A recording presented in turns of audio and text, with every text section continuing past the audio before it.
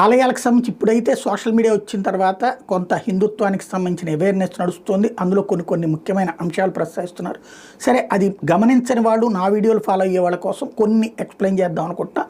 నిరంతరం పెరుగుతూ ఉండే విగ్రహాలు కాణిపాకం యాగంటి బసవన్న, కాశీ తిలబండేశ్వర్, బెంగళూరు బసవేశ్వర్, బెక్కవోలు లక్ష్మీ గణపతి, అలాగే స్వయంభూలుగా సంవత్సరానికి ఒకసారి వెలిసే అమర్నాథ్, 6 నెలలకు ఒకసారి తెరిచే బద్రీనాథ్, కేదార్నాథ్ 6 నెలల తర్వాత దీపం వెలుగుతూనే ఉంటుంది, గుహ్య కాళీ మందిరం. అదే సందర్భంలో సంవత్సరానికి ఒకసారి తెరిచే ఆలయాలు హాసంబ దేవాలయం, హాసన్ కర్ణాటక. సంవత్సరం తర్వాత పెట్టిన అన్నప్రసాదాలు చెడిపోకుండా అలానే ఉండటం అన్నటువంటిది అక్కడ ఉన్నటువంటి ప్రత్యేకతలు.